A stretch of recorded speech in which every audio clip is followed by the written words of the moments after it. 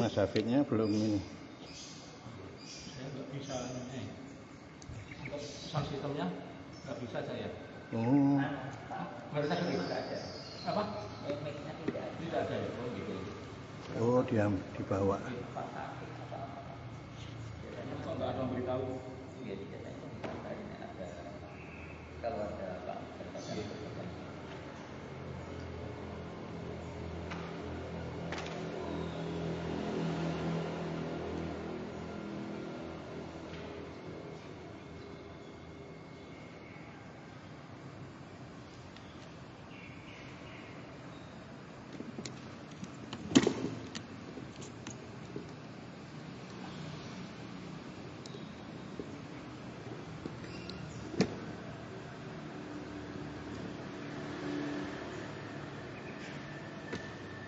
Wah, orangnya malah lari.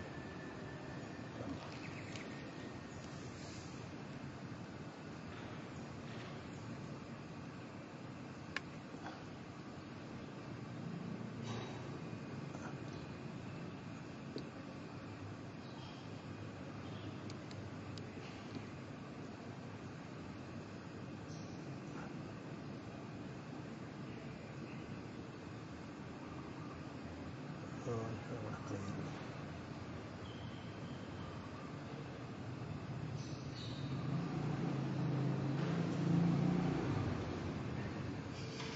Oh, itu paling Mas Hafid.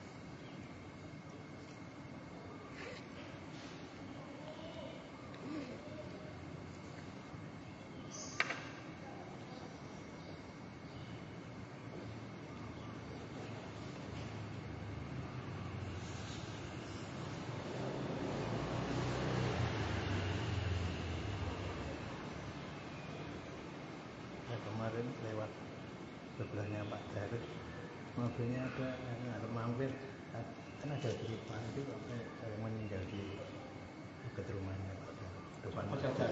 ya? Siapa kok Jajar? Kalau orangnya yang meninggal Yang meninggal dekat masjid. jalan itu iya. Oh, Pak Nur Nur. Namanya siapa? Nur masuk apa ya? Lurus dari maksudnya dari rumah saya Iya. ke utara itu terus Pak. Jalan itu yang baru berarti kan dia pinggir jalan apa ya? Oh, Pak Darus maksudnya. Iya, sebelahnya Pak Oh Jarus. iya. Kalau teman saya kan Masjid Al Furqon itu ke selatan sedikit ke timur. Iya. Itu Saya apa namanya? Kemarin materi kan juga di grup itu kita mencet foto tak ruangnya lah. Iya. Mungkin Kok zoom nggak ikut ya? nggak pernah ikut ya. Saya nggak pernah. Saya kemarin ikut 2 aja sama bisa apa nggak mau hilang. Saya akhirnya Mungkin rumahnya nggak ada internet ya. Ini nggak ada mas. Iya ada. Ini nggak ada, ini nggak tahu kenapa kok nggak bisa dihubungi, nggak kabar-kabar juga tuh enggak. ini tadi nggak ada siapa-siapa yang saya nengok yang apa ini saya ini tadi semua yang apa itu. Oh yang gitu kali. Biasanya Yang bapak saya tadi mau lihat bareng aja katanya baru mau start. Masuk kosong ya tak tahu dulu ini. Biasanya memberitahu ke David ya ini ada bukan tidak ada apa-apa. Mungkin tidak bisa belian itu. Apa sakit apa? Iya kemungkinannya ya. Kalau mampir-mampir harus memberitahu dulu. Beli apa namanya? Assalamualaikum warahmatullahi wabarakatuh. Waalaikumsalam. Alhamdulillahirabbil alamin wassalatu wassalamu ala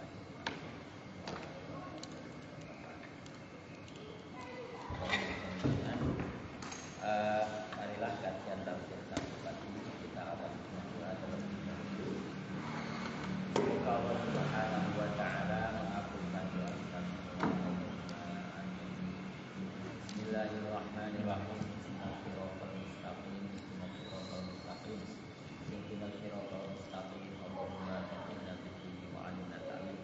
Allahumma faqihna fid-din wa 'allimna ta'wil. Allahumma faqihna fid-din wa 'allimna ta'wil.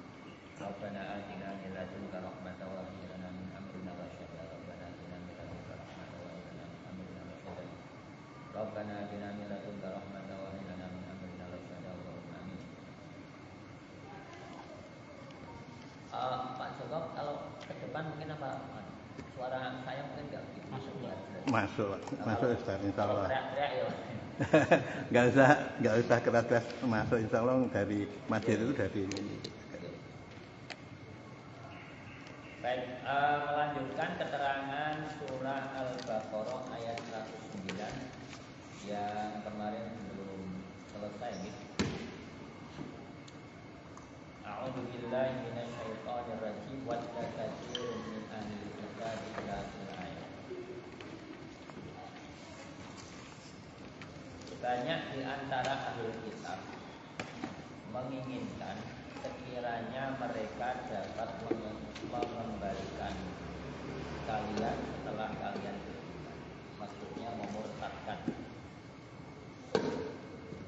Karena rasa dengki dalam diri mereka setelah kebenaran jelas bagi mereka.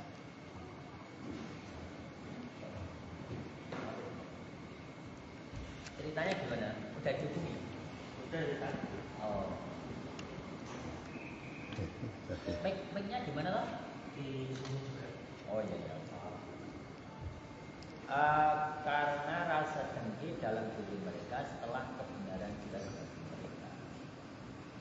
Nah kemarin kita sampai di sini terus waktu habis. Nah kita lanjutkan potongan Arab berikutnya. Fa'fu wasfahu hatta ya'tiyallahu bi amri. Innallaha ala kulli syai'in qadir. Maka maafkanlah, wasfahu dan berlapang dadalah sampai Allah memberikan perintahnya. Sungguh Allah Maha Kuasa atas segala sesuatu. Kita lanjutkan keterangan dari frase fa'fu wasfahu hatta ya'tiyallahu bi amri. Innallaha ala kulli syai'in qadir. Maka maafkanlah dan berlapang dadalah sampai Allah memberikan perintah. Sungguh Allah Maha Kuasa atas segala sesuatu. Jadi yang pertama perlu dan penting untuk kita renungkan perbedaan antara fa'fu dan wasfahu. Atau kalau memakai bentuk masdar atau jirin, kata bendanya adalah afun dan sofun. Kalau secara bahasa afun itu diartikan memaafkan. Sofun itu secara arti besarnya diartikan di lapang dada. Tetapi makna ini atau penerjemahan afun sebagai maaf, sofun sebagai lapang dada itu tidak sepenuhnya menjelaskan maksud yang terkandung di dalam kosakata. Nah, oleh sebab itu perlu kita sampaikan analisis kebahasaannya. Titik perbedaan antara afun dengan sofun itu apa? Memaafkan dan berlapang dada itu apa? Bapak saya muliakan, jadi kita semua tahu bahwa ketika kita berbuat salah kepada orang lain, maka ajaran agama kita memerintahkan agar meminta maaf. Di waktu yang sama, korban atau pihak lain yang kita perlakukan sehingga kita berbuat salah itu, atau pihak lain dalam hal ini korban, itu secara tuntunan agama diperintahkan untuk memberi maaf. Sekali lagi, saat kita berbuat salah, maka kita diajarkan untuk meminta maaf, dan pihak lain, orang yang kita mintai maaf, itu diperintahkan untuk memaafkan. Nah, ini konteksnya apa? Kok tiba-tiba ada wa'fu wasfahu? Maafkanlah dan berlapang dada. Nah, kita tahu waktu kita baca dari potongan ayat sebelumnya gitu. Wadda katsirun min ahli kitab law ya'budunakum min ba'di imanikum kufaran hasadan min 'indi anfusihim. Mari kita sampaikan bahwa ahli kitab dalam hal ini adalah orang Yahudi dan Nasrani itu senantiasa dan terus-menerus berusaha untuk memurtadkan orang mukmin. Hal ini didasari atau didukung oleh motif kedengkian. Nah, kemarin sudah kita sampaikan panjang lebar bahwa orang yang dengki itu pasti dan selalu memberikan sesuatu yang negatif, yakni mungkin mencelakai, kemudian selain mencelakai juga menyakiti, mencelakai dengan semana itu. Nah, tentu ketika orang mukmin itu disakiti dan dicelakai oleh orang ahli kitab, wajar dan logisnya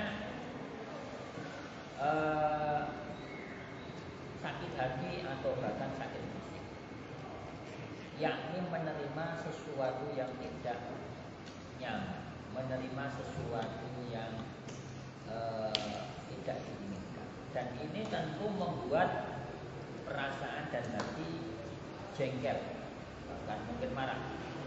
Nah, dan itulah maka kemudian Allah memerintahkan maaf. Memang memaafkan itu tidak, karena logis dan lumrahnya ketika seseorang menerima perlakuan yang tidak baik dan tidak nyaman dari orang lain, itu mestinya akan jengkel, dongkol, marah.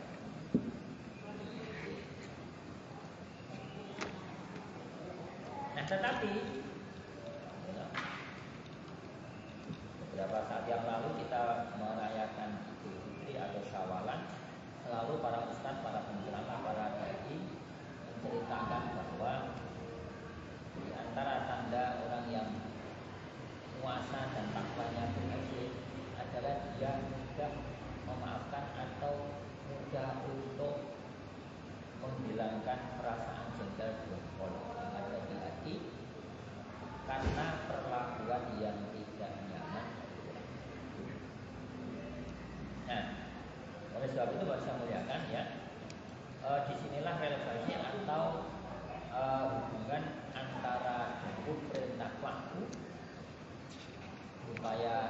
ketika orang mukmin memaafkan ahli kitab tersebut, meskipun perlakuan dan juga sikap mereka kepada orang mukmin itu selalu dan sering menjengkelkan.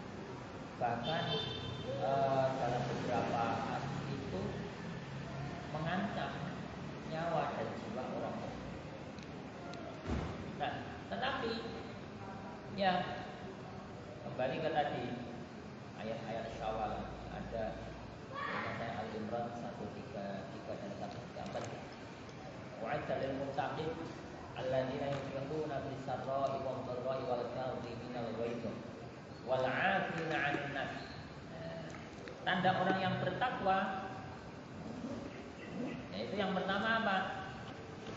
Yunfiquna fis sarra', mau menafkahkan hartanya baik ketika suka maupun duka. Wal kadhiminal ghaidh, mampu menahan diri tatkala dihinggapi perasaan dongkol jengkel. Nah, lebih hebat lagi, wal 'afina 'anil nas, mau memaafkan kepada orang-orang yang tadi. Oleh sebab itu, di ayat lain disebutkan perintah kepada Nabi, di mana Rasulullah itu termasuk orang yang paling banyak dianiaya, dijolimi, disakiti, ya, dicederai oleh orang ahli kitab, ya, untuk memaafkan mereka. Bahkan, ya, diingatkan karena kan posisi Rasulullah sebagai pendakwah, ya, itu sangat rentan untuk menerima perlakuan-perlakuan yang tidak nyaman. Sehingga walau kunta faddan ghalidhal qalbi lam faddu fa'fu anhum wasfah.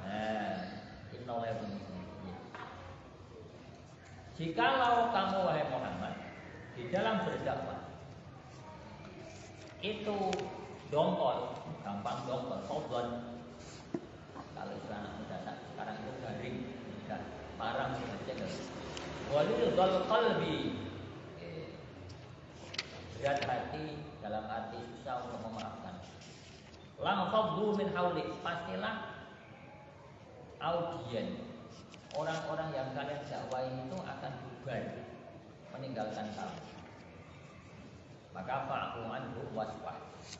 Fa'fu anhum wasfah, mirip dengan ini, fa'fu wasfah. Maka maafkanlah sikap, perilaku, perlakuan mereka yang menjengkelkan dirimu, dan berlapanglah dada kepada. Dan jadi masalah yang kan, ringkasnya adalah bahwa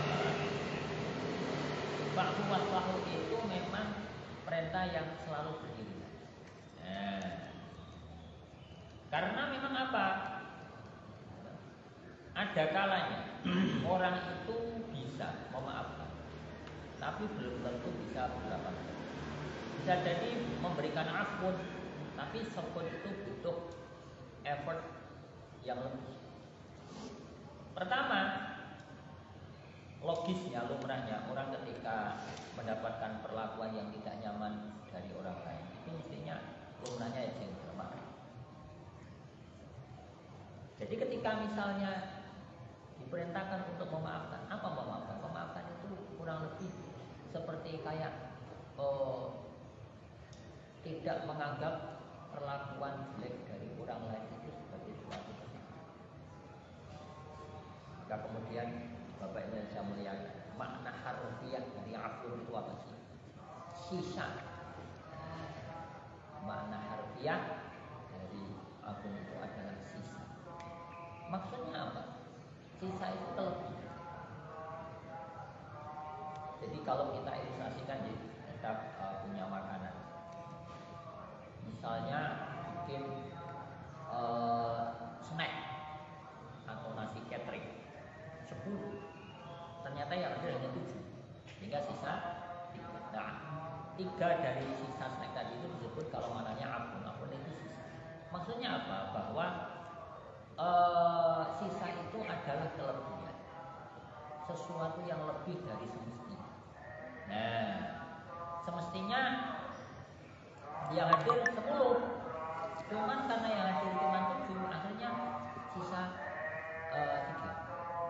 Semestinya orang itu ketika diperlakukan tidak nyaman, menerima hal yang tidak baik dari orang lain, mestinya marah,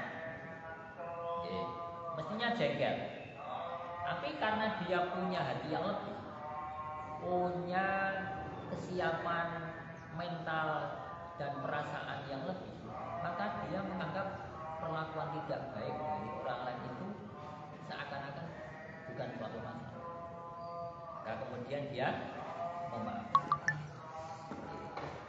Nah, tetapi sangat mungkin seseorang yang memaafkan, seseorang yang memaafkan, yakni menganggap kesalahan, perlakuan yang tidak nyaman dari orang lain itu bukan suatu masalah, mungkin suatu ketika dia akan mengungkit-ungkit lagi. Atau memaafkan hanya dari lidah, mulut, tapi hatinya sebenarnya masih kotor. Nah, wasfahu. Jadi maka wasfahu.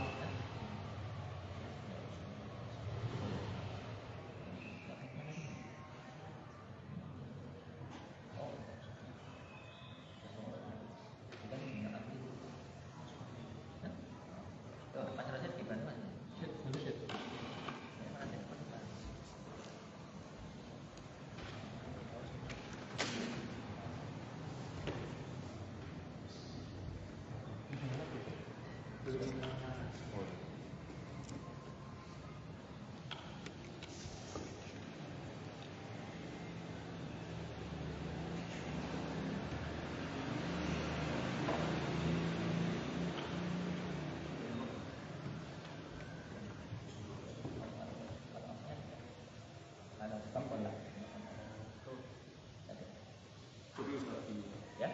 Belum merah. Belum merah.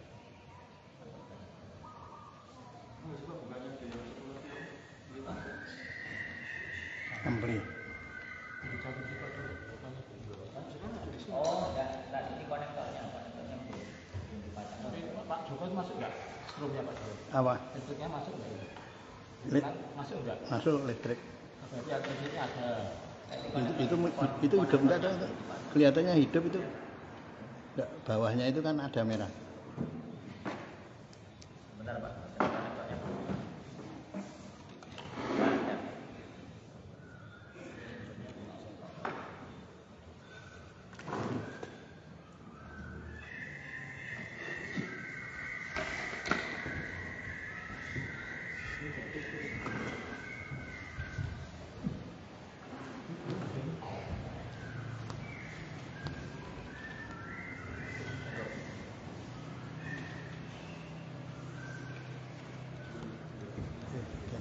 Jadi ngeteng iki menika. Iya.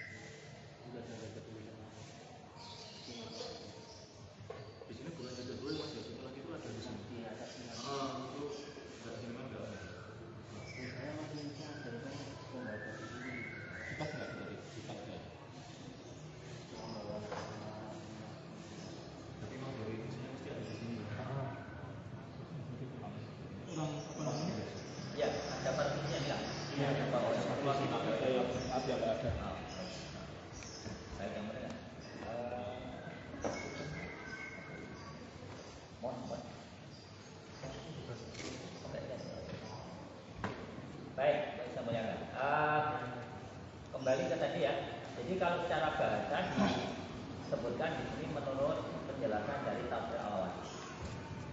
Afun tarkul uqubati ala dzanbi, meninggalkan atau tidak memberi sanksi atau hukuman bagi orang yang Nama 3. Ada nggak sih?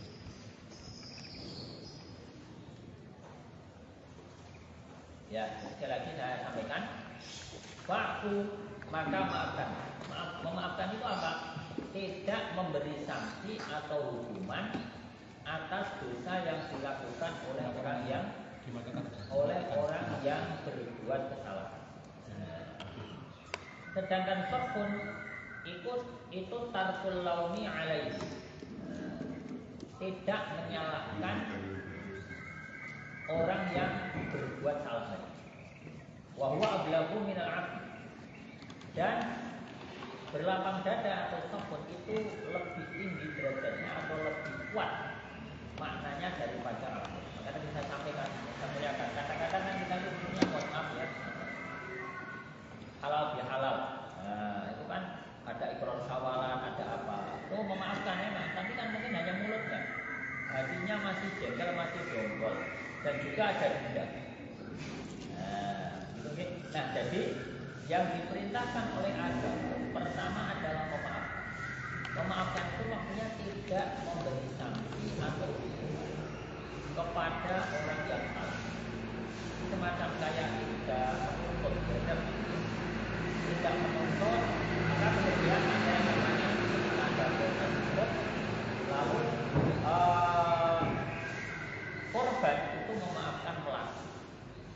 Maksudnya tidak menuntut keadilan ke pengadilan. Atau kalau misalnya tidak harus berupa kasus hukum, ya misalnya dalam kehidupan sehari-hari, ya contoh yang paling sederhana dan mudah, kita tiba-tiba diserempet atau taruh misalnya kaki kita di sini.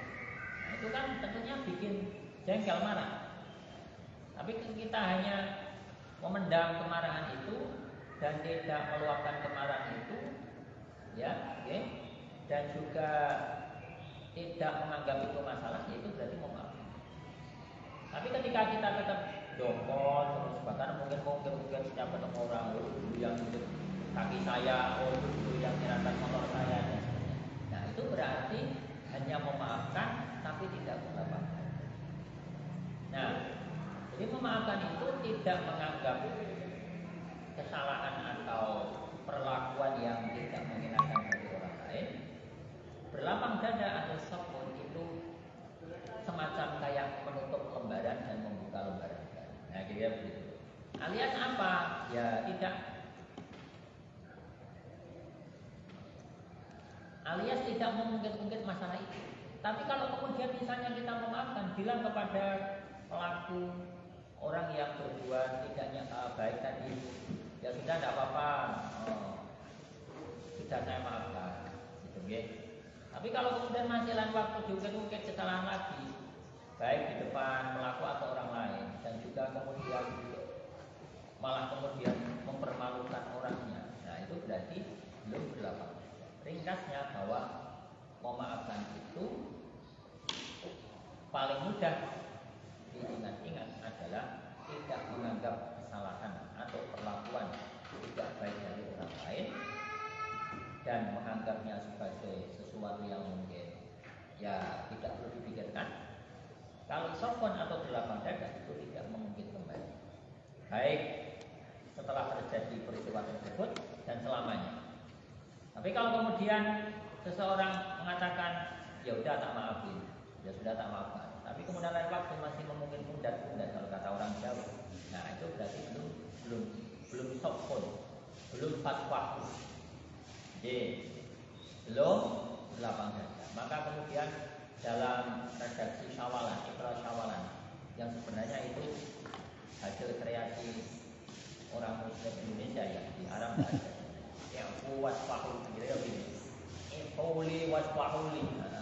Semoga engkau memaafkan saya dan juga berlapang dada kepada saya.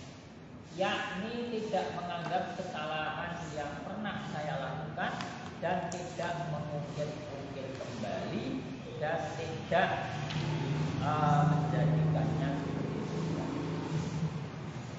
Jadi perintah memaafkan dan juga berlapang dada itu intinya melupakan kesalahan dari orang lain saat peristiwa itu terjadi dan juga selamanya dan tidak ada denda. Karena boleh jadi ada orang itu memaafkan, ya, tapi masih ada denda. Ya, itu yang sebenarnya inti masalah dari segala inti. Kemarin kita menyampaikan salah satu masalah itu adalah kedengkian dan begitu banyak efek negatifnya dan juga sangat merusak bagi pola hubungan relasi sosial. Nah, ini juga sama. Dendam itu juga bisa melihatkan kalau kita mau itu sebenarnya masalah negeri antaranya ya karena ada dendam politik. Orde Lama merasa dipermalukan oleh Orde Baru sehingga dia gantian mempermalukan Orde Baru. Orde Baru dipermalukan oleh Orde Reformasi sehingga Orde Baru mencoba mempermalukan Orde Reformasi sampai sekarang enggak selesai.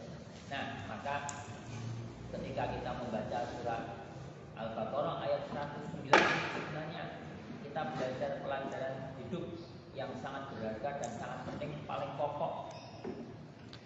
Ringkasnya adalah kalau bangsa ini itu mau maju, mau sedikit mengurangi, meminimalisir beban sejarahnya, maka yang pertama adalah mengurangi, syukur-syukur menghilangkan kedengkian dan juga dendam. Meskipun perlu kita tegaskan bahwa memaafkan itu bukan berarti menutupi kesalahan. Ya, beda. Ya kesalahan tetap. Jadi maksud saya apa? Usulan bahwa ada rekonstruksi penulisan sejarah bangsa Indonesia dengan menskip itu menghilangkan, menutupi masalah-masalah di masa lalu kan tidak. Mungkin lebih tepatnya adalah kita tetap harus tahu kesalahan-kesalahan masa lalu bukan sebagai amunisi untuk mengobarkan dendam, tapi sebagai bentuk kedewasaan kita untuk menatap masa depan dan menjalani masa depan dengan lebih dewasa, lebih arif dan bijaksana agar kesalahan-kesalahan di masa lalu tidak terulang. Bapak bisa melihatkan Super Semar di 30 SPKI. Lalu kemudian Soekarno dulu konon dikucilkan, diisolasi, termasuk penurunan Presiden Soeharto, termasuk referendum Timur, termasuk DOM, bahkan yang hari-hari ini kita rasakan masalah ijazah presiden dan kemudian dan seterusnya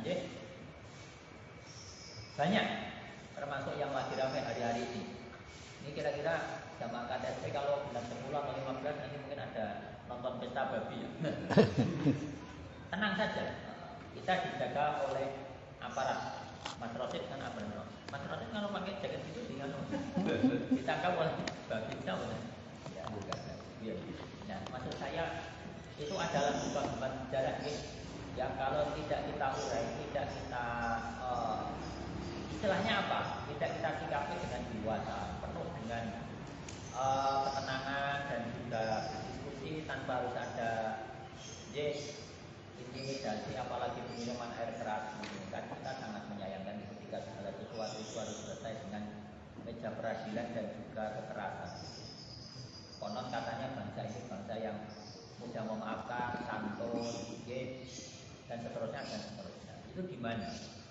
Tidak pernah kita atau jarang mulai langka. Hari-hari ini kita segala masalah sesuatu sering berakhir dengan peradilan, dengan melaporkan. Pak JK dilaporkan, nanti melaporkan balik. Kira-kira seperti itu dan seterusnya. Ini kan pelajaran berpolitik yang tidak baik dan lebih naif lagi kita tetap masih merasa sebagai negara demokrasi. Padahal demokrasi itu adalah sebuah sistem atau sebuah worldview, falsafah di mana kita ini dulu bahkan sebenarnya kita tidak usah memakai negara demokrasi adalah negara yang disebut saja negara dengan ciri dari bangsa Indonesia. Mungkin kita membuat aja negara gotong royong, negara kerja bakti. Itu kan istilah baru, asli produk NKRI. Kalau demokrasi itu kan produk barat. Yang meskipun substansinya mungkin bagus ya, tapi kan istilahnya tetap istilah barat. Ya kan? Sebenarnya musyawarah mufakat, gotong royong, kerja bakti itu kan istilah-istilah, gitu. Produk lokal, made in Indonesia. Padahal kata Profesor Martin, cintailah produk-produk Indonesia, kan gitu. Nah, cuman kan kita faktanya kan tidak mencintai produk Indonesia. Timur, SMK, ya tidak mungkin lah kita, gitu kira-kira. Tasbih aja made in China, tasbih itu.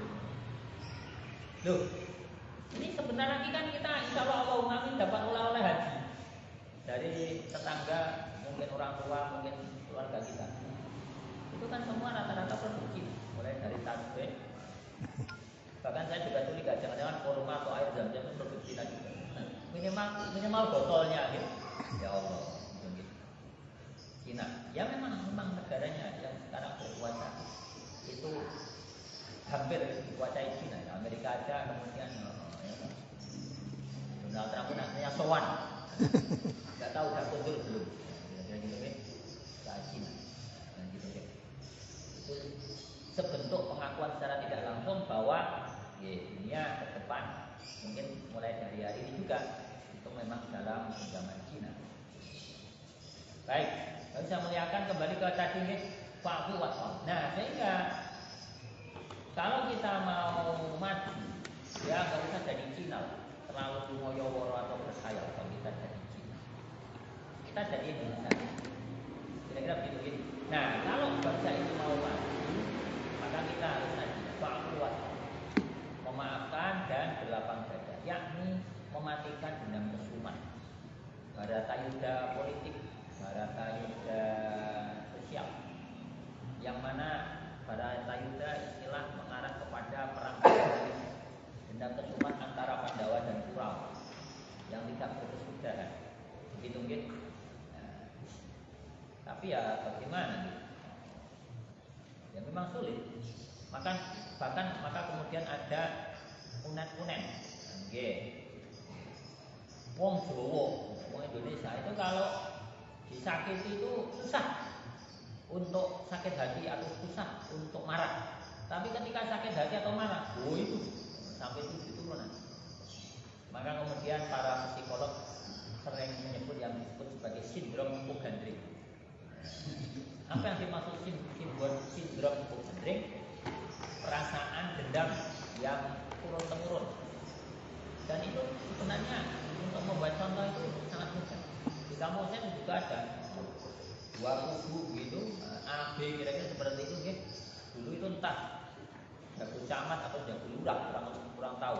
Tapi intinya kan jawabannya kan ada yang menang, ada yang kalah gitu. Nah yang kalah itu nggak terima, wah akhirnya itu. Nah itu yang terjadi di bangsa kita seperti itu. Nah, jadi bangsa muliakan, padahal kita ini adalah sebagai negara Muslim terbesar. Negara yang paling banyak membaca Al-Quran itu Indonesia. Saya berani jamin ini. Meskipun saya bukan Allah Subhanahu Wa Taala, bukan lembaga survei, tapi saya punya keyakinan. Bukan karena apa sih fanatis, bukan. Lu mudah, menghitungnya mudah. Umat Muslim Indonesia itu berapa? Ya taruhlah sekarang semakin kecil, semakin kecil, tapi tetap masih banyak. Misalnya 1 gabung. 8 tuh. Nah, gerakan membaca Al-Quran, woi, masya Allah, simaan, wah ya kan, itu kan ratusan bahkan mungkin jutaan. Oke, MHQ, TPQ, belum yang murojaah.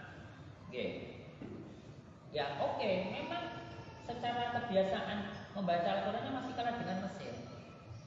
Orang Mesir itu nyatpam, jaga presiden pas pampres, jualan bawang merah, bikin jus, baca Quran, antri di halte baca Quran, di dalam baca Quran. Memang, tetapi kalau kita berhitung secara kuantitas alias jumlah, masih tetap Muslim Indonesia itu paling banyak membaca Al-Quran. Belum murotalnya, kira-kira begitu gitu. Nah, tetapi baru saya muliakan, kalau pengamalan ya nanti dulu. Wong paham saja mungkin belum. Nah, apalagi mengamalkan. Kadang-kadang yang paham aja belum mengamalkan. Kan kira-kira begini. Nah, sehingga ketika meskipun umat Islam Indonesia ini, saya harus tegaskan termasuk sebenarnya persentase rajin membaca Al-Quran cukup tinggi. Tapi ya itu tadi jangan dibandingkan dengan Mesir atau mungkin negara Arab sana ya, mungkin ya kalau secara kualitas, tapi kalau secara kuantitas ya jelas. Tadi saya katakan Muslimnya paling banyak, pondok pesantrennya pasif itu di mana-mana ya Allah. Di sekolah, ya toh itu aja ada program tas, gitu. Jadi sekali lagi kalau mungkin dicondro, diteropong, di CCTV oleh malaikat rokib atid di sana, itu lantunan ayat suci Al-Quran paling banyak, itu saya yakin gitu. Nah, tetapi ya kalau pengamalan ya tadi ya nyatanya begitu. Dendam percuma. Lah enggak usah jauh-jauh, jangan masuk yang berat-berat. Lah orang mohon maaf saya muliakan. Ya toh. Serempetan di jalan. Berakhir dengan kematian. Lah nopo? Tawuran. Atau misalnya mohon maaf penusukan dan seperti itu. Itu menunjukkan bahwa apa? Memaafkan aja enggak, apalagi sofun atau berlapang dada. Karena ciri dari orang yang memaafkan dan berlapang dada itu tidak ada dendam. Ciri dendam berarti membalas lebih dari perlakuan pelaku terhadap korban. Paling mudah memberikan ilustrasi. Si A memukul si B 1 kali. Jadi kalau si B membalas 2 kali itu berarti dia dendam. Meskipun ibarat kata sambil mukul, wes impas ya, enggak sama apa. Ya, itu kan berarti meskipun mulutnya mengatakan begitu, berarti itu ada dendam. Nah, sehingga Bapak yang saya muliakan, penting sekali kita belajar. Perintah ini ditujukan kepada siapa?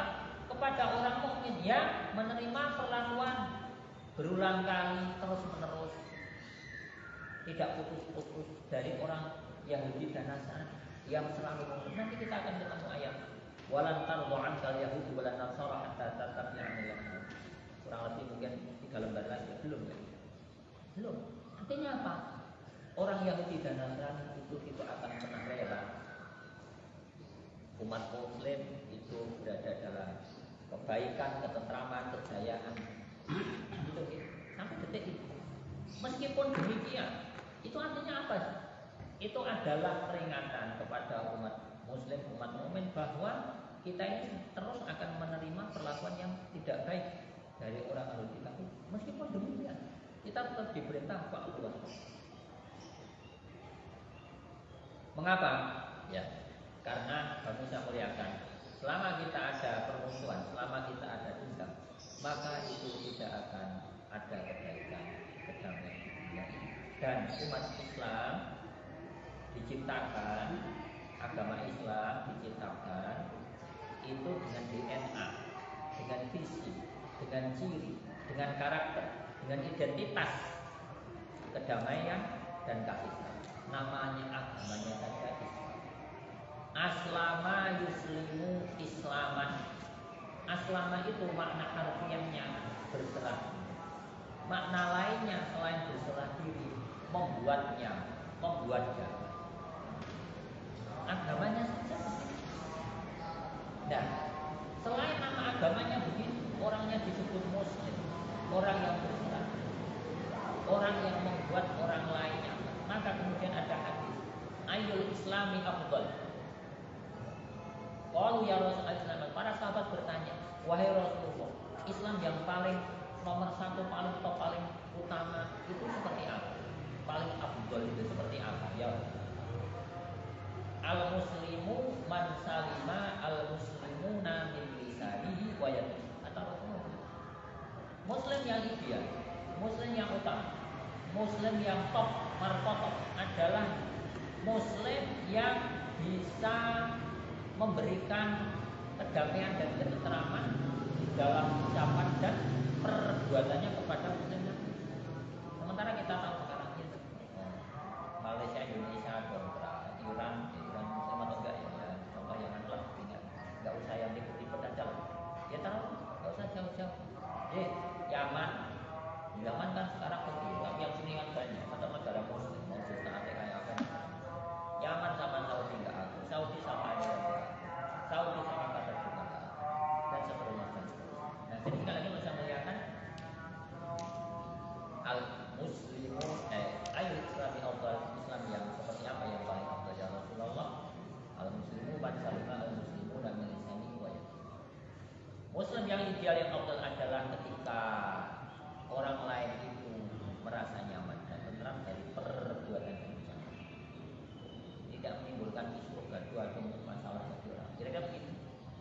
Nah, kalau kemudian umat Islam itu ngamukan dendam, ya maka kan ya bertentangan dengan identitas jati diri atau ya istilahnya namanya nggak sesuai perbuatan. Namanya aja orang Muslim, orang yang bisa menimbulkan keselamatan, kedamaian. Dan sudah dijelaskan bahwa Rasulullah SAW itu diutus. Nah, wa ma arsalnaka illa rahmatan lil alamin. Kalau kita belajar balaghah ini ada taksis itu khusus. Ada wa ma manafi. Wa ma dan tidaklah arsalnaka mengutus kami kepada Muhammad illa kecuali melainkan. Itu seperti la ilaha illallah. Tiada Tuhan selain Allah. Itu kalau kita terjemahkan secara bebas. La ilaha illallah itu penerjemahannya Tuhan itu ya hanya Allah. La ilaha illallah itu terjemahannya tiada Tuhan selain. Terjemah bebasnya Tuhan itu ya hanya Allah. Wa ma arsalnaka illa rahmatan lil alamin. Dan tidaklah kami mengutusmu wahai Muhammad kecuali sebagai rahmat kasih sayang untuk seluruh alam semesta. Terjemah bebasnya wa ma arsalnaka illa rahmatan lil alamin. Kamu itu hanya aku utus untuk memberikan kasih sayang rahmat kepada seluruh alam semesta. Jadi seakan-akan nggak ada tugas lain kecuali kita memberikan kasih sayang. Itu misi resmi, SK resmi dari Allah. Nah, nabinya sendiri sifatnya juga Raufur Rahim. Laqad ja'akum rasulun min anfusikum azizun 'alaihi ma 'anittum harisun 'alaikum bil mu'minina Raufur Rahim. Tugas utama Rasulullah itu adalah rahmatan lil alamin. Lah, nabinya sendiri itu juga sifatnya Raufun Rahim. Rauf itu kalau istilah anak sekarang itu kayak baperan. Tapi itu kan ungkapan yang mungkin negatif. Bahasa positifnya itu ibadah. Rauf itu mempunyai rasa ibadah dan simpati. Gampang ibadah dan simpati. Lihat orang lain tersakiti atau miskin atau lara atau apa itu timbul welas kasih, rasa kasih. Itu namanya Rauf. Gampang ibadah, gampang simpati, solidaritasnya. Lalu tidak hanya Rauf tapi juga Rahim. Memberi kasih. Itu sifatnya. Tugasnya rahmatan lil alamin. Jadi tugasnya saja dinamai rahmatan lil alamin. Lalu kemudian orangnya, pelakunya itu juga Rauf dan Rahim. Tuhannya juga Rahman Rahim. Kita membaca Al-Quran, buka Al-Quran pertama. Bahkan menurut pendapat banyak ulama, Al-Fatihah itu itu diawali dengan Bismillahirrahmanirrahim. Ya kan? Ya kan ada yang nggak menganggap ya oke, tapi kan orang juga nggak bisa semacam kayak apa sih membantah secara itu kan istilahnya apa? Tidak ada namanya semacam keyakinan. Ya. Karena itu maksudnya ranah padahal Al-Quran itu juga ranah akidah. Tidak ada ulama siapapun, maksudnya ulama-ulama yang tahu itu, yang mengatakan bahwa misalnya si A meyakini Bismillah, si A meyakini Bismillah bukan Al-Fatihah, si B meyakini Bismillah termasuk Al-Fatihah. Gitu? Si A yang meyakini Bismillah bukan Al-Fatihah tidak pernah menuduh kafir. Nah, bagi yang itu ada di Ibnu Katsir. Ya toh? Itu ada di Ibnu Katsir. Jadi tidak ada ulama dulu itu ya, hanya menuduh kamu kok baca Bismillah. Bismillah kan dari Al-Fatihah. Kamu kafir. Enggak kayak begitu pula yang meyakini Bismillah dari Al-Fatihah, kamu kok enggak baca Bismillah? Padahal Bismillah Al-Fatihah. Kamu kafir. Padahal kalau secara doktrin narasinya tidak meyakini satu huruf saja, bukan satu kalimat, bukan satu kosakata, bukan satu ayat, satu huruf. Tidak meyakini Al-Quran satu huruf saja itu sudah resmi disebutkan. Padahal Bismillah itu tidak hanya satu huruf. Nah, poinnya adalah apa? Saya katakan bahwa ada ulama-ulama sudah mengajarkan bahwa dan juga kan saya ingin menegaskan bagi yang meyakini Bismillah tidak termasuk Al-Fatihah, tetap meyakini Ar-Rahman Ar-Rahim itu ada Al-Fatihah. Setidaknya menghitung ayat ketiga, menghitung dari Alhamdulillahirabbil alamin ayat pertama, Maliki Yaumiddin ayat kedua, Ar-Rahman Ar-Rahim ayat ketiga. Ada, berarti ada yang namanya sifat Allah Ar-Rahman Ar-Rahim. Nah, apalagi yang meyakini Bismillahirrahmanirrahim Al-Fatihah, bukan mushaf pertama ketemu Bismillahirrahmanirrahim. Jadi Allahnya saja Rahman Rahim, pemilik syariatnya Rahman Rahim, yang diutus disifati Raufur Rahim, tugasnya mempunyai ciri rahmat dan rahmat. Itu kemudian menjelaskan kepada kita mengapa umat Islam ini didolimi, disakiti, diperangi, dimusuhi, bahkan ingin dimusnahkan. Tetap saja ada dahulu faktual supaya saya berlapan saja. Yang meskipun pengamalan ayat itu tidak mutlak, ya toh? Karena kan sebagai ulama kemudian terjebak di dalam mindset beginner. Beginner itu apa? Beginner itu kalau bukan ayat. Kalau Anda bukan A berarti Anda.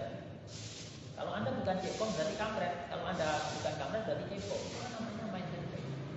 Nah, padahal kebenaran itu tidak mesti harus kayak begitu. Maksud saya apa? Kaitannya dengan fa'fu wasfahu. Ya, fa'fu wasfahu. Ya. Itu kan itu berarti ini ayat-ayat Quran. Kan kadang-kadang sebagian ulama itu ada yang beginner begitu. Beginner itu bagaimana? Terjebak, ada yang lebih memilih pokoknya ayat Islam itu ya pokoknya yang nyaman-nyaman tadi. Welas asih, mungkin damai. Jadi didolimi, disakiti, diperangi ya pokoknya kita cinta damai, enggak usah ribut. Iya toh. Yang penting kita menjaga diri dan seterusnya. Dikumpulai, pokoknya harus menang, harus main di Islam walaupun ini. Kalau bisa ini dijiwit itu harus marah. Kalau bisa dijiwit ya kita selain jiwit juga napuk, yang nendang. Pokoknya orang selain Islam harus mati. Pokoknya dunia harus mengorbankan Islam. Dan dimaknai bahwa Aidul Islam wal Muslimin itu ketika umat Islam mencapai atau menguasai secara mungkin politik, kekuasaan dan sebagainya, dan yang lain itu tidak dikasih apa-apa dan begitu. Pokoknya Aidul Islam wal Muslimin adalah cirinya ketika mulai presiden sampai ketua RI itu muslim semua. Orang lain tidak bisa dikasih jabatan. Nah, itu baru Islam wal Muslimin. Ada yang benar seperti ini. Bahkan kalau bisa orang muslim itu dibunuh. Pokoknya dunia ini hanya umat Islam saja. Demikian. Walau Allah la ja'alakum ummatan wahidah.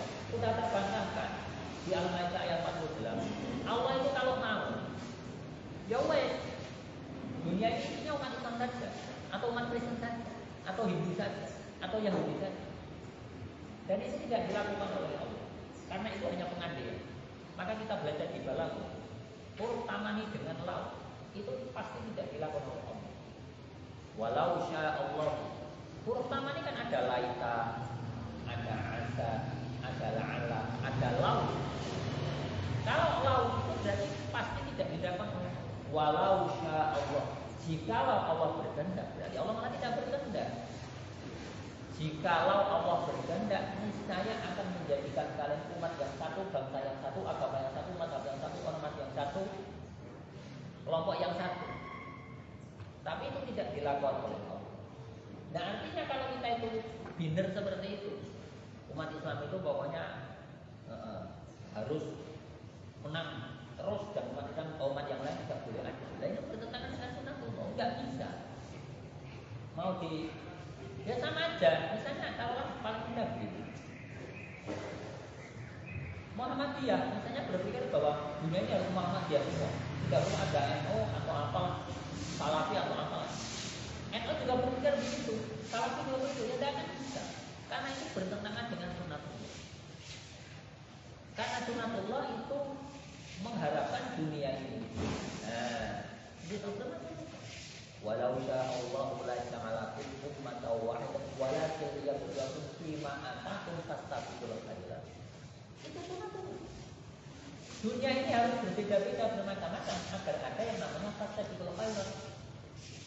Apakah kita bisa melaksanakan lomba, berlomba-lomba dalam kebaikan kalau pesertanya cuma satu? Ya, siapa yang dianggap juara 1, 2, 3? Tidak. Lomba kok cuma pesertanya satu, lomba kok cuma Islam tok ini.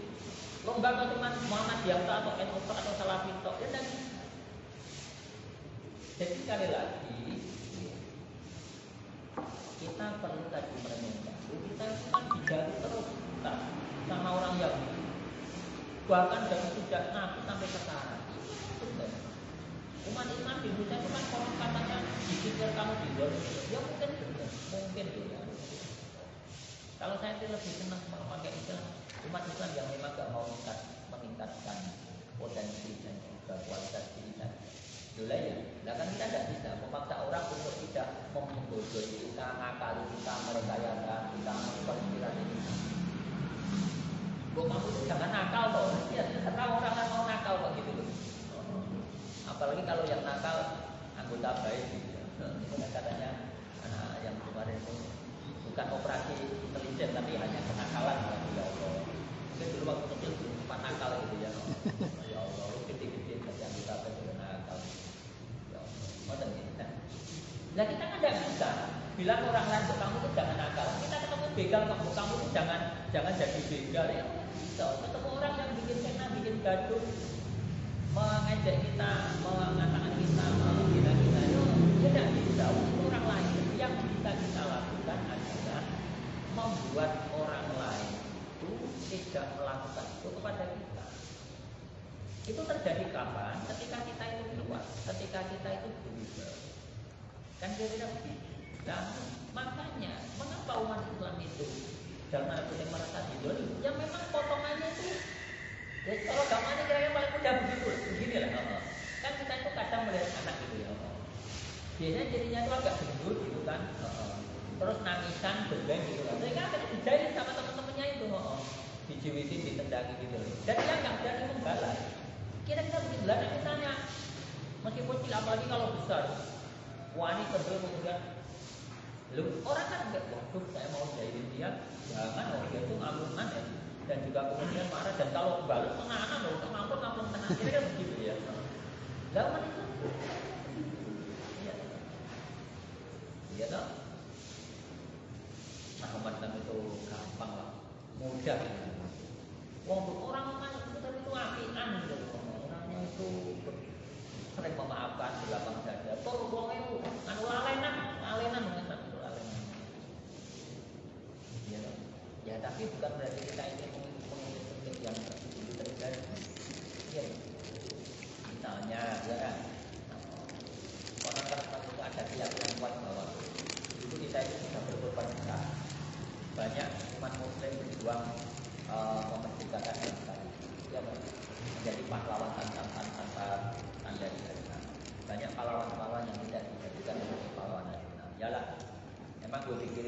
salah, buang kita itu berjuang demi Allah. Ya tapi tidak masalah. Selesai. Kemudian masuk kemerdekaan, kita disuruh membuat NKRI. Umat Islam punya aspirasi, punya tuntutan. Kalau bisa ya ada negara ini itu negara Islam. Maksudnya yang lain pada selesai. Oh jangan kamu negara Islam, saya mau bisa aja lah. Hanya ngalah, ya nggak apa-apa lah. Minimal negaranya ada bunyi situ, ya toh, dengan kewajiban umat Islam untuk menjalankan syariat. Yang lain selesai. Ya, emangnya ini negara agama, ini kan negara kesatuan Indonesia. Ya ini ngalah. Ya wes nggak apa-apa lah. DIY, Masyumi, Aceh, kemudian ya seperti yang kita tahu, ya tidak apa-apa lah. Dan nah, kalau saya melihat, mungkin tidak harus kita penuhkan itu juga. Itu tetap harus kita rekam, harus kita ingat sebagai motivasi untuk meningkatkan kualitas hidup. Bukan untuk dalam arti apa, untuk kita kemudian mohon maaf menang sendiri atau apa, tapi untuk agar kita itu tidak menang. Ya, yang terjadi adalah karena kita ini tidak tahu sejarah, akhirnya dibolak-balikan fakta sejarah. Hanya kita itu ya kita, tapi apa? Ini pukul wong gampang, diabusi mantep, ya kan seperti itu. Kalau kita melihat. Mengapa kemudian Pangeran Diponegoro gitu bisa diselidiki, kira-kira seperti itu. Ya toh. Ini kan jalan. Kita harus tahu Rasulullah itu memang melakukan perjanjian Hudaibiyah 1-2. Tapi kan intelnya jalan, saroyanya Rasul jalan.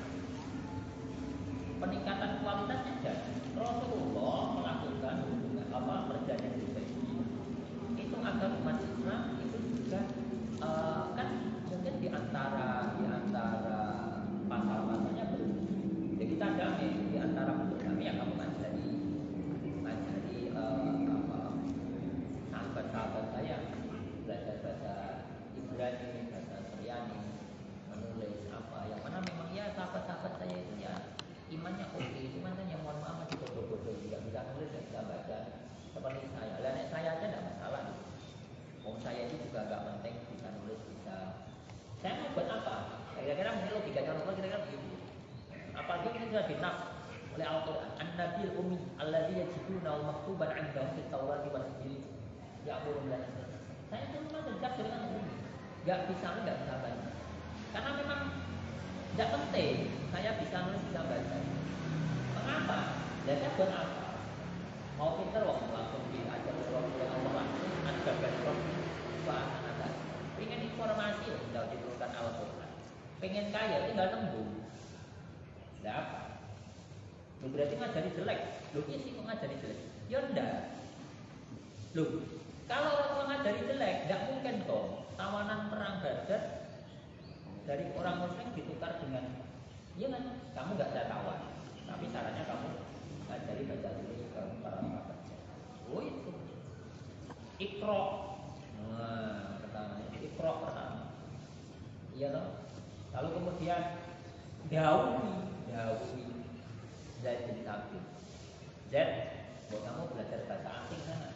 Saya itu kok kadang-kadang baca karya orientalis atau terjemahan kira-kira begitu. Kok kurang nyaman gitu. Kok kira-kira kalau orang Islam tahu. Jadi kita itu ya anggaplah anggota BIN ya Masya Allah. Bisa bahasa Ibrani, kan gitu, bisa bahasa Cina, gitu. Nah, tapi kalau Intel Melayu itu kan ya tahu orang nggak bisa bahasa Indonesia. Dan sementara Mosan, lah jangan kan bahasa Indonesia, Mosan itu kan bahasa Pulau India, wasit. Akhirnya seperti itu, gitu. Nah jadi kalau saya melihat, bukan berarti Rasulullah tetap berada dalam ummi, tidak bisa membaca menulis itu contoh yang sulit. Karena pribadi Rasulullah memberikan komentar kita bahwa beliau itu tetap apa? Tetap memerintahkan hambanya untuk, lah itu berarti namanya Rasulullah licik dong. Licik bagaimana? Lu masa menuntut umatnya untuk pinter kok beliau sendiri nggak gitu? Siapa bilang beliau nggak pinter ngawur wae? Ahli strategi, iya toh. toladan di dalam, toladan semuanya, rumah tangga, perang, negosiasi, di dalam memecahkan konflik, teladan semua. Tidak bisa kita sampaikan satu persatu. Nah, orang kalau nggak pintar, kalau nggak terdidik, bisa menjadi toladan. Maksud Umi tidak bisa membaca dan menulis itu adalah sebagai bentuk kekhususannya Nabi, yang mungkin juga justru menjadi salah satu bukti kepribadian. Jadi orang nggak bisa baca, nggak bisa tulis, tapi kok kemudian mungkin wama apa itu wama kunta tatlu min kitabin wala taqutuhu biyaminika idzal larta kalau andai saja Rasulullah itu membaca dan menulis, maka para perahi terhadap Al-Quran itu semakin lawak. Rasulullah nggak bisa baca tulis saja dituduh memasukkan bikin Al-Quran kok. Nah, apalagi kalau Rasulullah bisa baca tulis, dan kira begitu. Nah, itu salah satu bukti penjelasan bahwa Rasulullah itu tidak bisa baca tulis, tapi ilmunya melalui orang yang bisa baca. Bukan kok. Kamu kok nggak bisa baca tulis? Nah, dan saya kan ikut Nabi. Ikut Nabi hafid dulu. Jadi Nabi hafal Sahih Bukhari, Sahih Muslim, Abu Dawud dan seperti itu. Lebih ya. Kita logikanya seperti itu. Kan kadang-kadang seperti itu. Kok poligami Pak? Sunnah Rasul, gue Pak. Kok sunnah Rasul cuma itu? Kira-kira seperti itu ya toh. Anda kok nggak makan bawang merah? Sunnah Nabi. Wes sih. Dan sunnah Nabi kok cuma itu. Lagi yang mulai sampai kakinya pecah-pecah kok nggak ditiru. Kira-kira begitu. Terus Gari Paret ikut kerja bakti, padahal beliau lapar. Gitu. Kok nggak ditiru? Pernah kerja bakti? Hari sama pasitane mulai kakan, males. Jadi, lah ya kan kita yang uri gitu loh. Contoh Nabi yang enak-enak aja. Nah, kira-kira begitu. Iya kan? Ya makanya itu sebentuk pengakuan kita. Ya tidak apa-apa, berproses. Ada yang mencontoh Nabi dalam cara berpakaian. Itu gitu. Tapi untuk yang lain, ya berproses. Ya kan? Ada yang meniru Nabi dari sisi motivasi jihadnya, tapi belum yang. Ada yang meniru Nabi dari sisi lah. Tapi ya mau gimana lagi? Ya jangankan kok kita, ulama Rasyidin itu nggak ada yang 100% foto copy paste Nabi, nggak bisa. Belum ya. Jadi Ali itu hanya nyontoh Nabi ilmunya, dermawannya nggak bisa nyontoh Nabi. Mengapa? Karena Ali itu ditakdirkan miskin. Itu mau biye. Utsman sama Abu Bakar bisa nyontoh Nabi dari sedekahnya, dermawannya. Tapi nyontoh ilmunya nggak bisa. Dia nggak bisa seperti Ali. Ya kira-kira seperti itu ya. Utsman kaya, tapi ilmunya kalah dengan Ali. Itu juga. Dan ketegasannya kalah dengan Umar bin Khattab. Dia tidak bisa. Kok ulama Rasyidin itu? Fotokopi pertama dari Rasulullah itu nggak nyicip plek. Lah apalagi kita dari Rasulullah kadang-kadang kita ini kan bahwa ya bagus sebagai semboyan, itu moto motivasi Islam kapan. Tapi ya harus ada semacam ketawaduan. Apa sih kesadaran diri bahwa kita ini semaksimal mungkin untuk ittiba mengcopy paste Rasulullah. Maksudnya apa? Ini penting agar kita ini jangan karena merasa tadi ya paling kafah. Ini bahaya kalau merasa paling kafah. Karena biasanya perasaan paling kafah itu diikuti dengan memandang orang lain yang tidak kafah.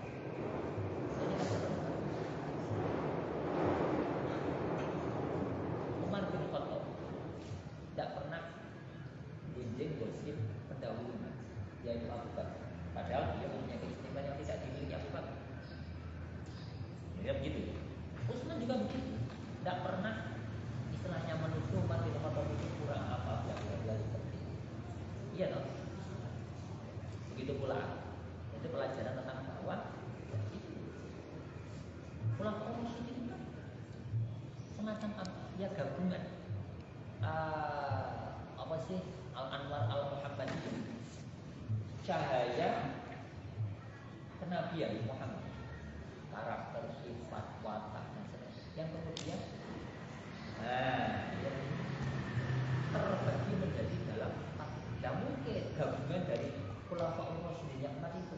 mungkin hampir bisa dikatakan sebagai suku Rasulullah. Ya, ini dan sebagai jargon motivasi ya namanya pun dimasukkan ke surah yang memang gantungkanlah kita walau juga pun tapi artinya ada tadi tetap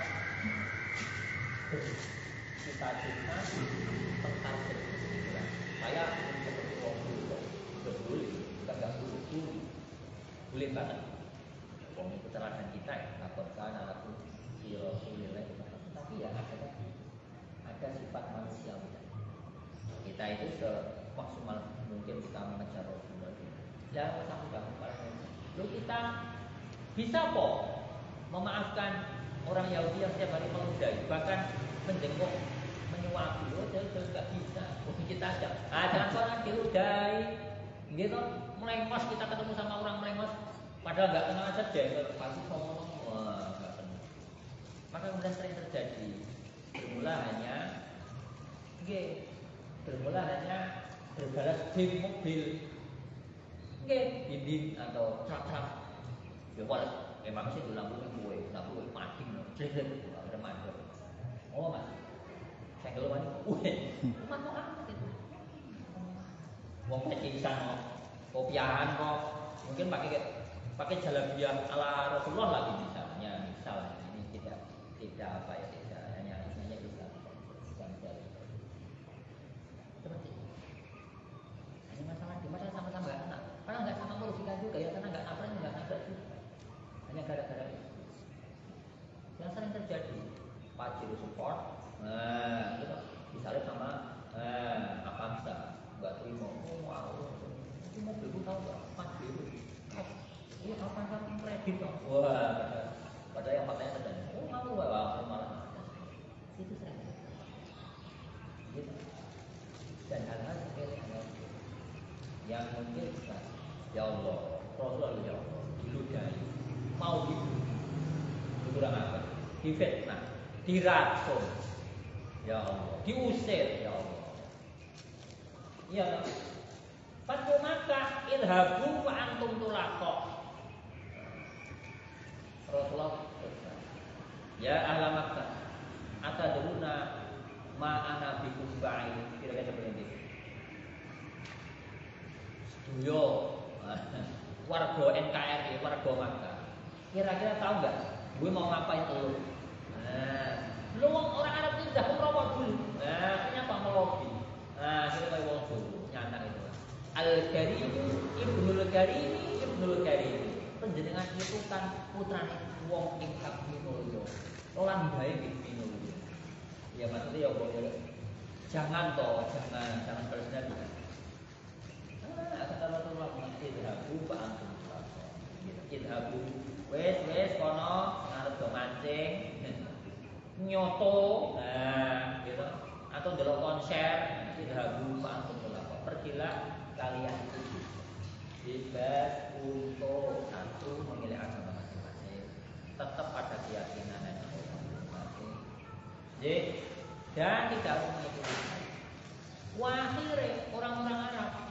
bingung koyone nek manungsa ora mesti ini bukan manusia biasa berarti kalau dia ngaku nabi ya bener berarti dia nabi wong buktinya dia nggak punya dendam karena manusia biasa koyo wong Indonesia ngamuk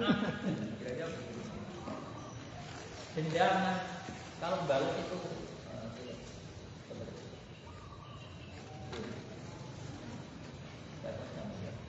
nah sehingga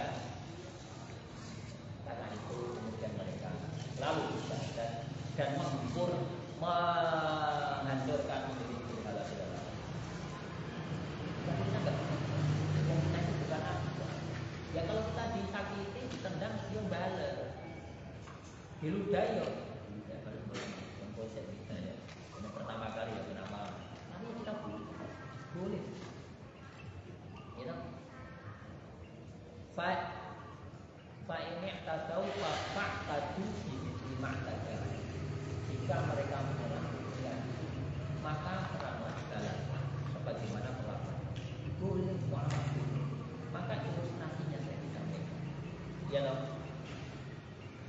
Syariat Bani Israel, syariat Yahudi itu kalau kita dipukul pipi kanan, pukullah pipi kanan dan kiri. Syariat orang Nasrani, kalau dipukul pipi kanan, berilah pipi kiri untuk dipukul. Syariat umat Islam, kalau kita dipukul kanan, pukul kiri, pukul kiri. Namanya muamalah adil, alias fair, alias betul. Nah, maka kalau kita keras banget, bahkan enggak, itu berarti ikut Bani Israel, alias Yahudi. Tapi kalau kita lemah lameh, ada pasor, kemudian wigawigi, cengeng, bahkan mungkin cenderung kayak lemah, ya kita dibanding orang Nasrani. Jadi itu fokus. Kita juga bisa memaafkan, kita juga bisa membalas. Dua-duanya adalah rel, dua-duanya adalah syariat, dua-duanya. Maka kemudian tidak perlu bingung. Maksudnya apa? Memilih salah satu. Jadi amalkan. Nah ini yang sulit, kita perlu belajar. Kapan kita harus marah, kapan kita harus menahan marah, kapan kita harus sabar, kapan kita jihad, kapan kita harus membiarkan kesalahan perlakuan kezaliman orang lain, kapan kita harus membalas dan bagaimana membalas. Itu cuma dari ini. Baik, saya muliakan. Waktunya sudah habis, saya harus melaksanakan kegiatan lain. Dan mohon maaf, mungkin Bapak Ibu yang online tidak bisa menyimak ya karena faktor teknis tadi mungkin terusnya mohon maaf. Mudah-mudahan Allahumma amin lain waktu kita diberikan umur panjang dan kalau saya tidak salah satu pintu itu sudah habis berapa? Belum, masih 23 belum. Ini tidak libur gitu, barangkali ada yang bertanya. Intinya karena Idul Adha itu saya ingat saya di kalender itu hari Rabu, tanggal 27 juga bisa. Ya.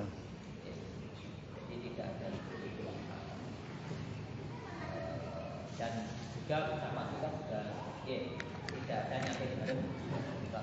Saya nyate bareng nggak? Nyate. Baik, mudah-mudahan Allah Subhanahu wa taala memberikan umur panjang, kesehatan dan juga mudah-mudahan KTSP di pekan yang akan datang lebih siap, lebih kondusif.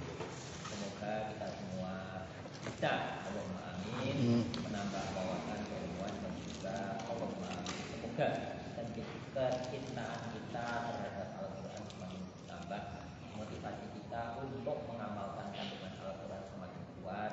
Dan semoga Allahumma amin kita tidak termasuk termasuk orang membaca Al-Quran namun tidak rubba qari'in wal Quran banyak pembaca Al-Quran tetapi Al-Quran itu melarang. Siapa mereka? Yaitu